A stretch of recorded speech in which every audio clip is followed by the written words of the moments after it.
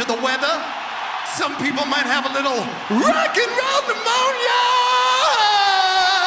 You wanted the best, you got the best from my home studio on Long Island, New York. Welcome to Ian Scotto Rocks. I am your host, Ian Scotto. It is absolute snowmageddon out here on the Northeast for any of my fellow Northeasterners, people in New York, Connecticut, Pennsylvania, wherever. It is insane out there. But the hair metal news never stops. And the revelations from decades ago never stop in this case. And yeah, I came across this article from metal-rules.com. It's actually an interview with the great Brent Muscat, original member of Faster Pussycat, that I really suggest y'all check out. There's a lot of juicy stuff on there, but there's one revelation in particular that I was absolutely shocked I haven't seen really picked up anywhere. I think I'm the first reporting on this specific part of the interview, in that Brent reveals he was being scouted to replace the great Izzy Stradlin of Guns N' Roses. And yeah, let's just get right into it, and I'll give you my take on it. So yeah, Brent says here, we got dropped around 1992, talking about dropped from his label.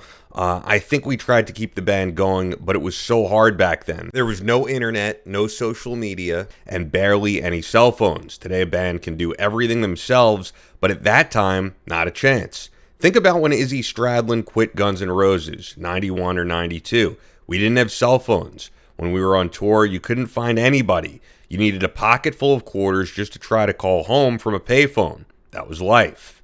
Here's the crazy part. After Izzy quit, the A&R guy for Guns N' Roses was actually trying to find me to come in and audition. And I didn't know this for years. Nobody could find me because there was no way to reach anyone back then. Gilby Clarke ended up getting the gig, and he's made a whole career from being in Guns N' Roses, and I'm happy for him. But man, when I finally heard the story, I was like, damn, I wish I had known. I found out because years later, I was playing at the top of Mandalay Bay in Vegas with Zach Throne. Zach knows one of the Zutot brothers, Tom Zutot's brother, and Tom was the A&R guy who signed Guns N' Roses. So they're up there watching us, and one of them goes, "That's Brent Muscat? Are you playing with Brent Muscat? We were trying to find him for Guns N' Roses." And I'm standing there thinking, are you kidding me? Nowadays, they just have to look you up on the internet in 5 seconds. Back then, if you weren't home to pick up the phone, you were gone. When Zach told me that story, I felt like jumping off the top of Mandalay Bay. Oh my God, I could have been in Guns N' Roses.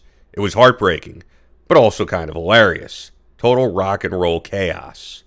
So that is a really wild story and revelation. If you think back to the timeline, Faster Pussycat was probably working on the Whipped album, or they may have been touring right around then if they weren't yet in the studio doing the Whipped album.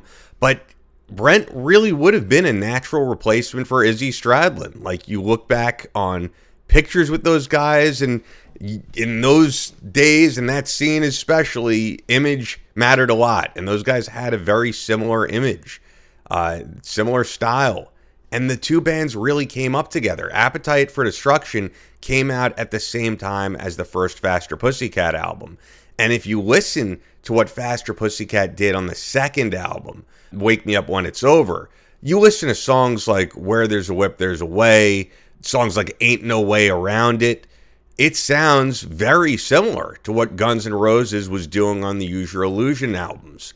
And I would highly recommend you check out that album, the second Faster Pussycat album, if you've never listened to it start to finish. Because, yeah, if you're a Guns N' Roses fan checking out this video, there was a lot of similarity there. And you also look back on those days, Gilby Clarke was pretty much a complete unknown, as opposed to Brent Muscat, where not a household name, but if you were into the LA rock scene, you knew Faster Pussycat, you at least knew a song like House of Pain. So he would have been a natural fit. I think fans would have been excited to see someone, especially if they were into Faster Pussycat. They were on that slight decline. So I think he would have done it. At the same time, like, as a giant Faster Pussycat fan, had that have happened, we never would have had an album like Whipped. And though Whipped was certainly not a huge commercial success, it's an incredible album, and I'm glad we got that out of Brent Muscat and the original Faster Pussycat group.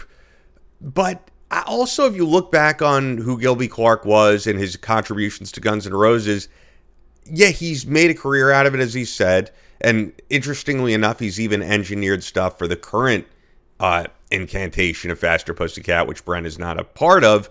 But what did Gilby Clarke really do in Guns N' Roses? In terms of their discography, he was on the Spaghetti Incident. Not really a highly celebrated album by fans.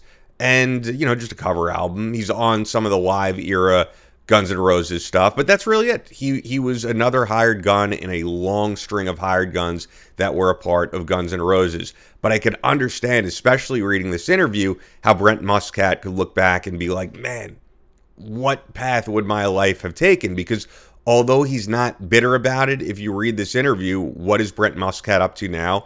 He's working a regular job at a casino in Las Vegas, and he has a good attitude about it, and he's still playing gigs on the weekends with his band, Saints of Las Vegas, every now and again. But he's no longer a full-time working musician, as opposed to Gilby Clarke, who's been able to do that because he's had the name of Guns N' Roses attached to him, one of the most infamous and greatest rock bands of all time. Now, the other thing I would really throw in here is how serious were they about having Brent Muscat join Guns N' Roses? Because to me, yes, it was a different time, but if they really wanted Brent Muscat in Guns N' Roses, they would have found him somehow. It's not like he was in total obscurity. Faster Pussycat was touring. They were probably in the studio. I'm sure Tom Zutaut and Guns N' Roses had the connections to make that happen. If I had to guess, I bet you his name was thrown out there in the conversation of, man, he'd be a great replacement. But if they really wanted to move forward, I think they would have. They would have tracked him down somehow. So I don't know how serious the consideration was. Hey, I would really recommend, though, you guys check out that interview. It's a 2-part interview that they did there on metal-rules.com. I'll put the link to it in the description. There's a lot more juicy stuff in there. A lot of stuff about his time in LA Guns. And he is not a big fan of Phil Lewis. He reveals that in the interview. I would highly recommend you guys check it out.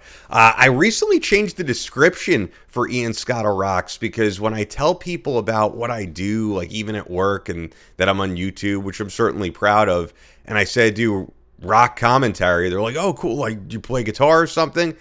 And I was thinking about it. What do we do here on Ian Scott Rocks? We are basically the TMZ of rock music, the TMZ of 80s rock specifically, because like I'm very influenced by TMZ and how they just have fun with this stuff and really just, get into the personal lives and interesting stories about these celebrities. But in their world, the big stories and the big names are Sydney Sweeney and Timothy Chalamet.